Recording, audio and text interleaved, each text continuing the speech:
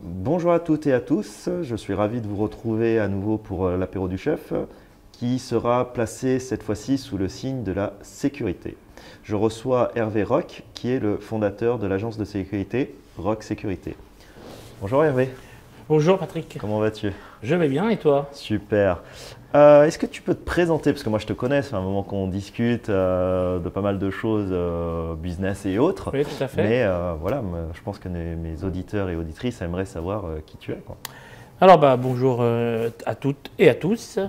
Je suis content d'être reçu par toi. Alors effectivement, donc, je m'appelle Hervé Roch, je suis né en 1974, pardon.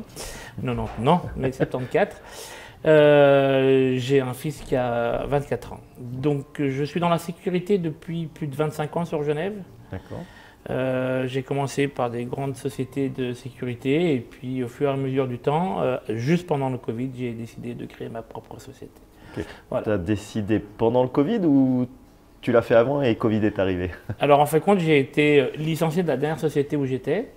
Et au moment du licenciement, j'avais un choix. Soit j'investissais dans autre chose, soit je me faisais réembaucher dans une autre structure. Puis j'ai décidé avec mon fils de fonder cette société avec mon fils. On a fondé ça en juin 2020, donc juste pile poil après le Covid. Ouais. Au moment du déconfinement, voilà. du premier déconfinement. Du premier déconfinement, on avait encore. Alors moi je faisais beaucoup d'événementiel, ça a été ma force pendant très très longtemps. J'ai aussi bossé dans des structures françaises en tant que garde du corps professionnel pour les Émirats. J'ai bossé dans les boîtes de nuit. J'ai eu d'autres sociétés qui n'étaient pas de la sécurité. Mais j'ai touché à du taxi et j'ai eu des restaurants et des boîtes de nuit. Donc tout m'a souvent ramené à la sécurité. C'est pour ça qu'aujourd'hui je suis dedans, ancien sportif, arts martiaux, donc karaté. Ok, j'avais demandé si c'était rugby ou alors non, combat, non, tout le monde pense que je fais du rugby, mais non, je n'ai jamais fait de rugby.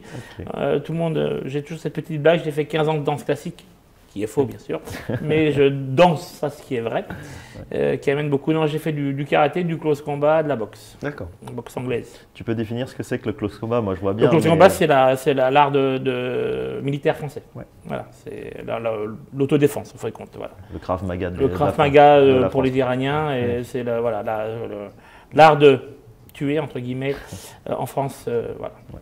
Ok. Jusqu'à quelle ceinture là Alors en karaté, je suis ceinture noire deuxième dan. Ok. J'ai fait quelques championnats à droite à gauche, et puis j'ai fait beaucoup de combats de rue, de combats d'entraînement. La boîte de nuit m'a fait malheureusement beaucoup se battre. Ouais. Parce que il y a 30 ans en arrière, c'était pas comme maintenant et les gens se battaient beaucoup. Ouais. Et ça te manque le milieu de la nuit? Alors le milieu de la nuit, ouais, me manque beaucoup.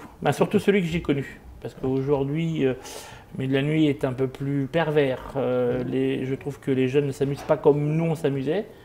Et effectivement, à notre époque, alors je ne dis pas qu'on savait mieux s'amuser, mais on avait des protocoles d'amusement. C'est-à-dire qu'on allait à l'apéro ensemble, on allait manger, et après on sortait dans des boîtes de nuit, etc. Aujourd'hui, les jeunes sont plutôt, on sort devant la boîte de nuit, on ouvre le coffre, on boit et après on va en boîte de nuit boire un verre d'eau. Ouais. Nous, on buvait toute la nuit, ou pas, parce qu'à l'époque, je ne buvais pas une goutte d'alcool, mais on faisait ça quand même progressivement. Tu as des boîtes de nuit dans ta société? Enfin, alors, en tant que mandat? Alors, au tout début, avant le Covid, donc au mois de juin, j'avais récupéré ceux de mon ancienne structure. C'est moi qui les avais fait rentrer.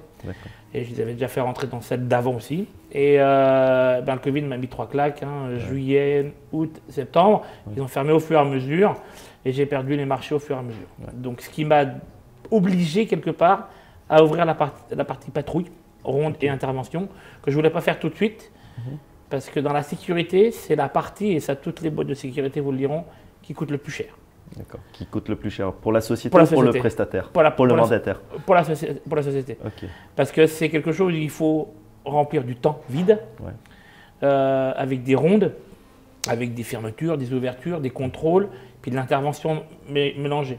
Alors les grosses structures, comme les grosses maisons, avaient à une époque des patrols où il y avait un agent qui attendait, il y avait une inter et partait. Et même aujourd'hui, ces grosses structures, de moins en moins, ils ont ces patrols qui attendent.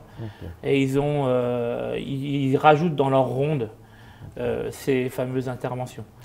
Voilà. Donc, Et il y a la place pour une petite société de sécurité? Parce que quand je vois que le marché, il y a quand même, comme tu dis, des très grosses structures, on ne va pas les citer, mais Oui. voilà, et puis souvent elles viennent de Suisse alémanique, Aussi. ce genre de choses. Ouais, tu penses qu'il y a… Alors, pour moi, déjà, la concurrence est importante.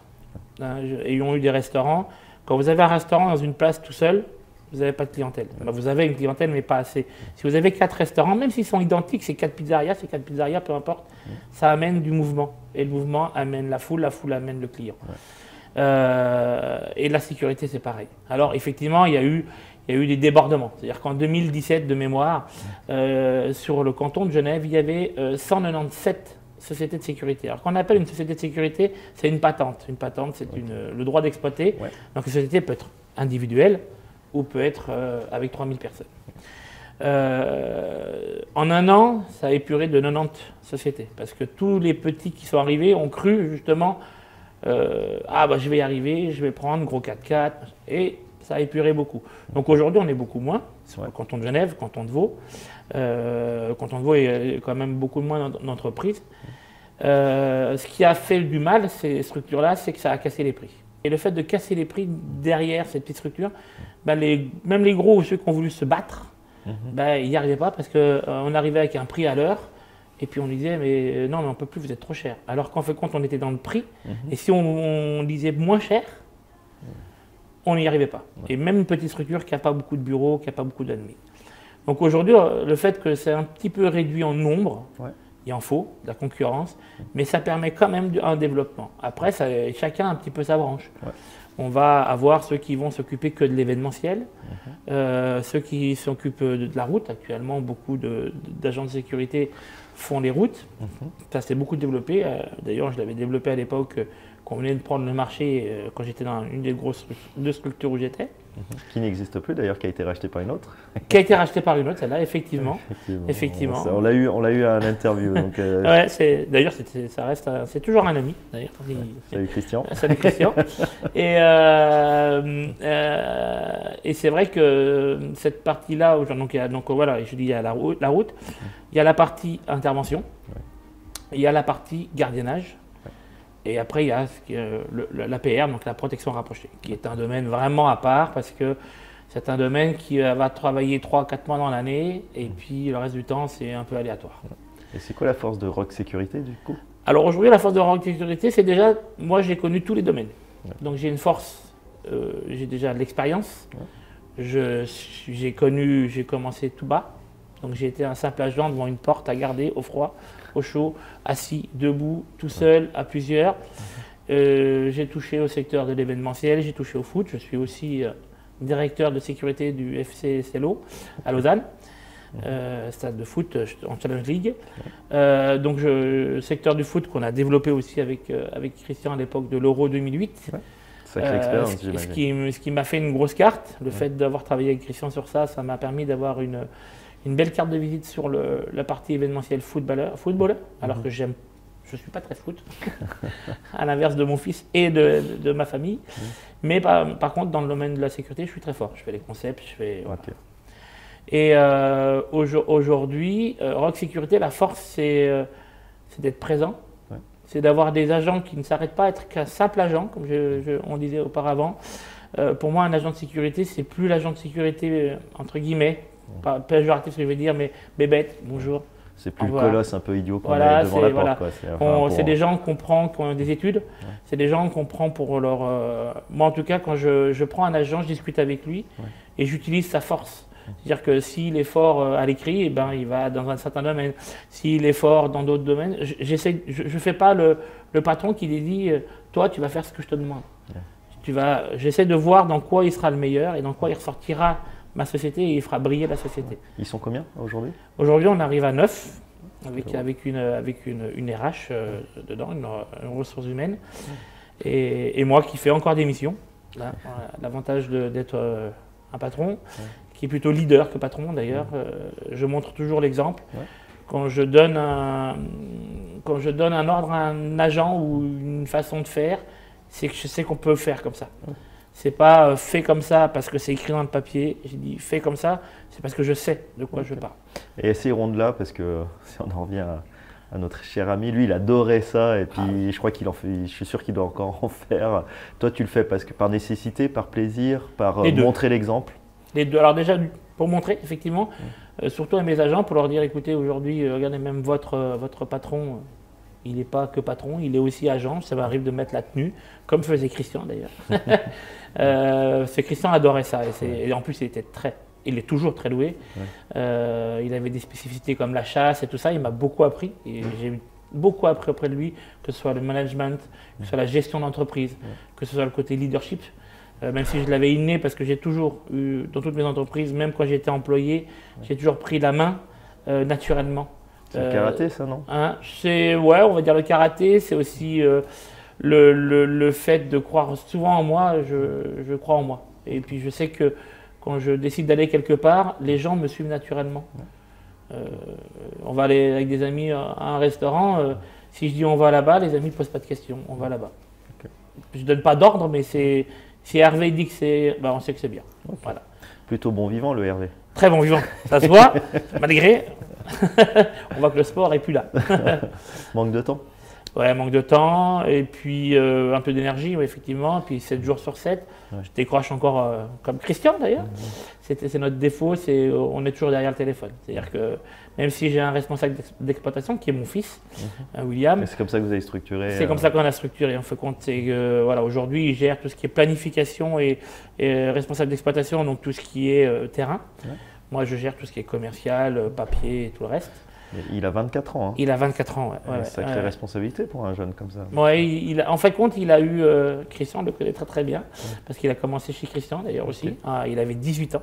Il sortait des cuisiniers, il était cuisinier. Donc rien à voir, mais il a beaucoup suivi son papa dans le sport.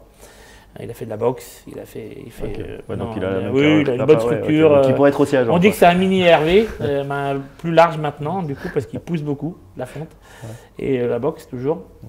Et effectivement, du fait qu'il ait pris la main, aujourd'hui, depuis qu'on a pris la structure, il a grandi, comme tout enfant.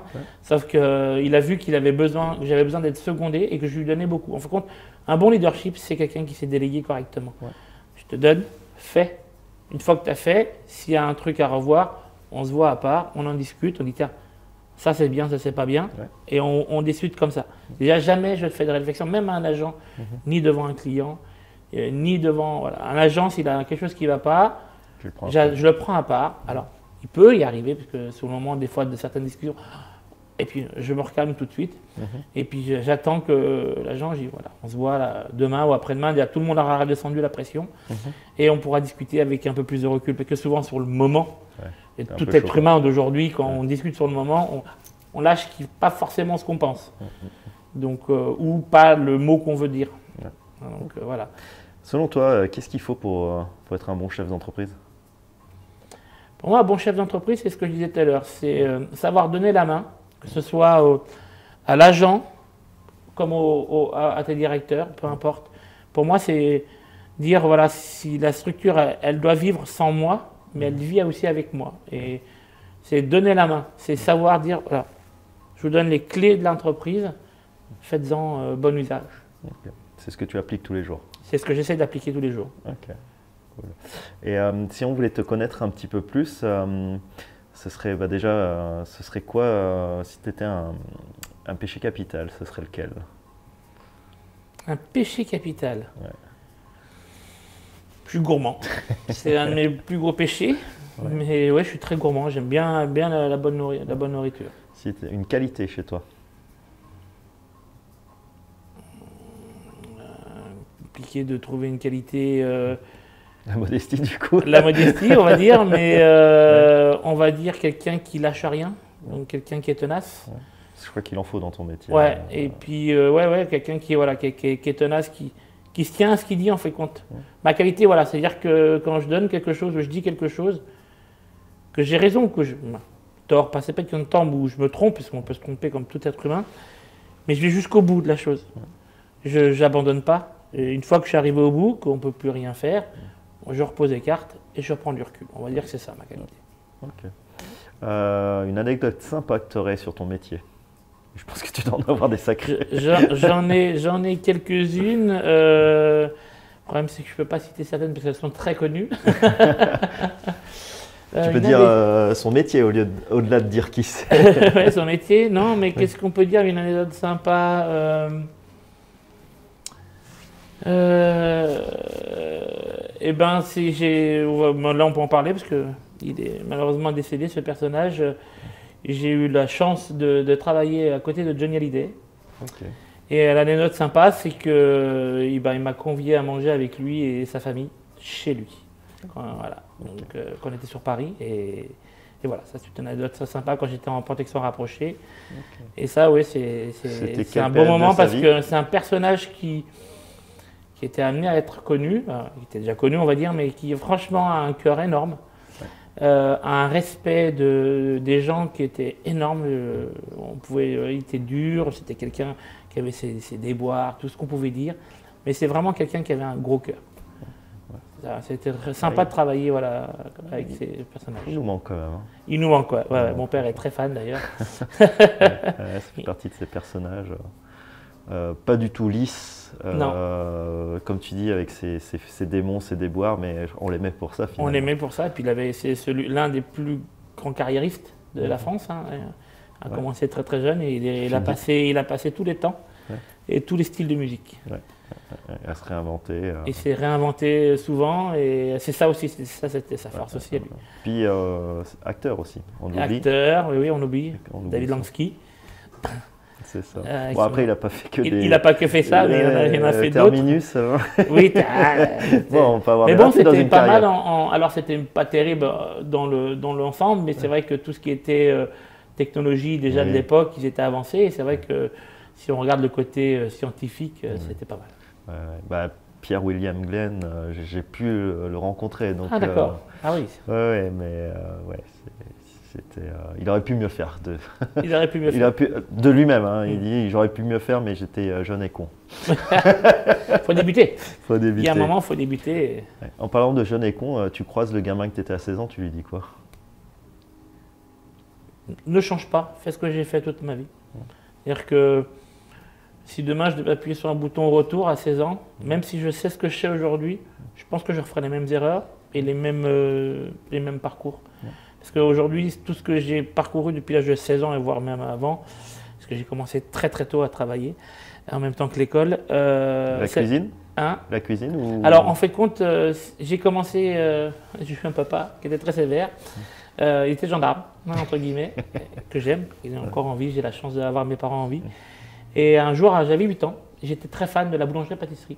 Et puis on avait un cousin qui avait une boulangerie. Et un jour, mon père, un samedi matin à 2 h, entre le samedi et le dimanche, il me réveille, il met un jeans, il met un t-shirt, il me fait traverser tout le village, à 8 ans, hein, et tape à une porte, un boulanger, un vieux boulanger, avec la vieille toque et tout, rentré. Et je suis allé faire de la boulangerie-pâtisserie tous mes week-ends à 8 ans. Alors, c'était ce qu'on appelle un arrangement familial, on va dire. C'était pas un vrai travail, mais j'ai commencé à travailler à 8 ans. Et j'ai toujours travaillé depuis, c'est-à-dire que même les étés, même les week-ends, depuis l'âge de 8 ans, en plus de l'école, en plus de tous les travaux que j'ai pu avoir, j'ai toujours eu ce mouvement de travail jusqu'à que j'ai eu des jobs complets. Si j'avais une entreprise que j'achetais, parce que ma première société, je l'ai achetée à 19 ans, dans le bois, rien à voir dans la sécurité, mais je l'ai acheté à 19 ans avec un oncle, et du coup, j'avais toujours un travail à côté. Parce que voilà, je suis quelqu'un qui est toujours actif. Ouais. Mais l'entrepreneuriat, ça t'a pris assez rapidement. Ouais, on va dire que l'entrepreneuriat est naturel, un peu comme le leadership chez moi. Ouais. C'est vraiment quelque chose que j'adore. Je suis quelqu'un, un jour, un copain de vieille date me dit, toi, ta force à toi, c'est la création. Okay. Voilà, je suis quelqu'un qui crée, je suis un bon créateur. Ce qui est assez étonnant d'entendre création et sécurité, parce que souvent c'est plutôt rigide. Enfin, c'est plutôt rigide. Le métier se doit d'être rigide. Mais malgré tout, on crée, parce que tous les jours, on doit créer des choses différentes. Et la sécurité, aujourd'hui, on doit se réadapter. Il ne faut plus penser sécurité il y a 30 ans en arrière. Il faut évoluer et ça reste une création tous les jours. Aujourd'hui, on pense à l'électronique qui prend de plus en plus de marge. Bien sûr. Et le fait que cette partie-là, il faut réadapter l'humain. Et l'humain, on en aura toujours besoin, moins, différemment, à d'autres postes. Donc c'est pour ça que la sécurité aujourd'hui, qui est un besoin qui est vite effacé, hein. La première chose qu'on qu'on enlève dans les budgets des sociétés, c'est la sécurité. Ah, j'allais dire la com, mais oui, la sécurité. Il y a la com, la sécurité. Oui, mais la com, ça rapporte quelque chose. Ouais. Mais ça coûte des sous, mais ça rapporte normalement de la clientèle. Ouais. La sécurité, ça coûte des sous. Ouais. Basta. Même un bon chasseur, donc un chasseur, c'est quelqu'un qui est dans les magasins, parce que la chose privilégiée de Christian d'ailleurs. La chasse, c'est quelque chose qu'on doit se réadapter. Et aujourd'hui, alors il y a les caméras, il y a toutes les détections qu'on veut, mais l'humain, il va toujours y avoir besoin. Ouais. Donc soit il sera derrière la caméra, soit il sera là pour faire les montages, soit il sera là pour arrêter. Parce que Oui, un robot n'arrêtera pas un être humain. Ça on espère qu'on n'en arrive pas là d'ailleurs. on y arrivera peut-être en Haïti dans des années. Hein. Ouais. On peut l'imaginer. Hein. Quand on voit à l'époque de Star Trek qu'ils avaient inventé les visiophones, aujourd'hui tous les téléphones le font. Ouais. Et les visiophones chez Star Trek, c'était il y a 50 ans. Donc on s'imagine peut-être que dans 50 ans, on aura des robots qui feront notre travail. On y arrive, il y a les chiens, il y a les drones. Il y a pas mal de petites choses qui sont importantes, mais il y aura de l'humain. Et l'humain doit se réadapter. Donc l'agent de sécurité, si on ne veut pas perdre ce métier, si on veut que l'humain sécuritaire existe, il faut absolument qu'il se réadapte. Et c'est ça ma création. Et moi, je crée tous les jours un agent différent pour trouver, dire, ben, l'agent il peut faire ci, il peut faire ça.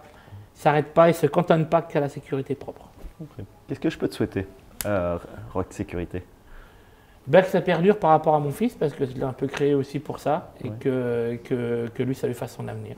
Ok, super. La relation père-fils au travail, elle est, alors, devant tout le monde, elle est sage. Et derrière, on a deux caractères très très forts. Ouais.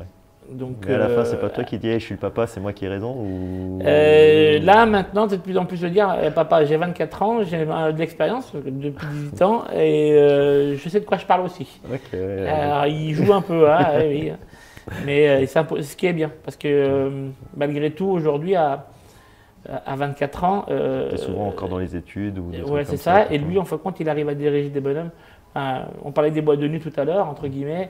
Quand on était dans l'autre structure, chez Christian, il a géré des boîtes de nuit, il a géré des agents qui avaient 30, 40 ans. Et c'est lui qui était en première. Ce qu'on appelle la première, c'est quelqu'un qui dit aux gens oui, non, et qui désenclave les problèmes. Et à 20 ans, il arrivait à faire des choses que beaucoup de gens à 40 ans n'y arrivaient pas. Okay.